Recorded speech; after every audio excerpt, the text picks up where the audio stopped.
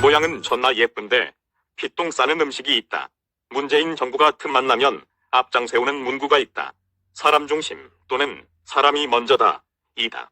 노무현 빼는 사람 사는 세상. 이었다. 노무현 생각터와 기념관에 가면 밀짚 모자를 쓴 친근한 농부 노무현이 보인다.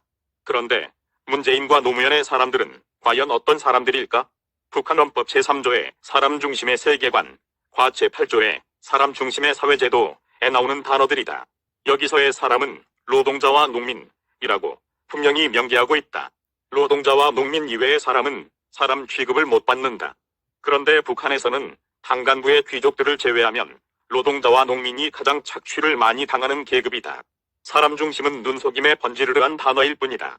정의당의 정강정책에도 노동자, 농민이 나온다. 이들의 정의는 사회주의, 공산주의를 위한 정의다. 신중권은 정의당이 정의를 잃어버리자 탈당했다. 좌익들이 개고기를 양고기라 속여 팔고 있다는 것, 양두구육을 발견한 것이다. 돈과 된장을 안 찍어 먹어봐도 구분하는 분별안이 생긴 것이다. 북한은 조선민주주의 인민공화국이다. 더불어민주당의 당명에도 민주라는 단어가 들어간다. 더불어민주당의 초기 강령은 사회자유주의였다. 더불어라는 단어는 김일성의 저서 세기와 더불어에서 따왔고 사회자유주의에서 자유를 빼버리면 사회주의자 공산주의자들의 집단이 된다.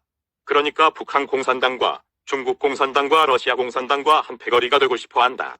그런데 좌익들이 집권하니 폐악질이 더 심해졌다.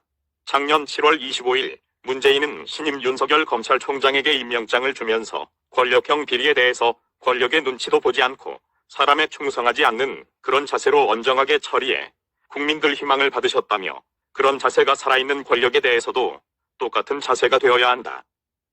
우리 청와대든 또는 정부든 또는 집권 여당이든 만에 하나 권력형 비리가 있다면 그 점에 대해서는 정말 엄정한 그런 자세로 임해주시기를 바란다.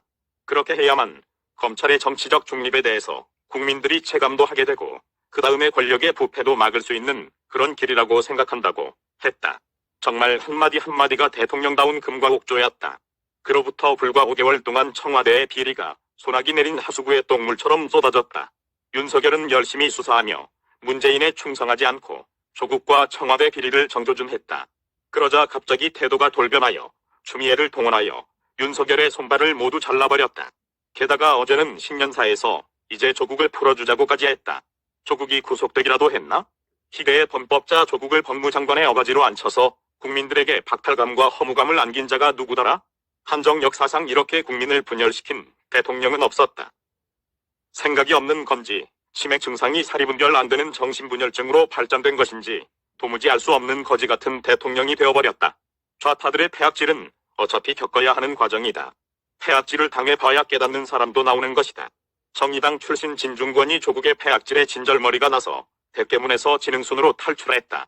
모양새는 존나 예쁜데 맛대가리 없거나 상한 음식이 있는데 개돼지 대중은 먹어보기 전에는 그 맛을 모른다. 입에 넣어줘야 퇴퇴 토악질을 한다. 그전에는 공산주의에 대해 끝없이 갈구만 할 뿐이다. 내가 그 음식 잘하는데 그거 맛없어 라고 아무리 논리적으로 설명해봐야 안 통한다. 그냥 썩은 음식 실컷 처먹어보라고 권하는 것이 옳다. 배탈나서 설사하고 핏똥을 싸봐야 깨달을 것이다. 선진국으로 가려면 겪어야 하는 과정이라고 치부하기엔 대한민국의 선량한 국민들이 70년 동안을 피땀 흘려 가꾼 선진국 반열에 탄탄했던 자본주의 시장 경제가 문재인 같은 사회주의자 집단에 의해 한꺼번에 주저앉아서 거지국가가 된 이후에야 개돼지들이 깨닫게 된다는 사실이 안타깝다.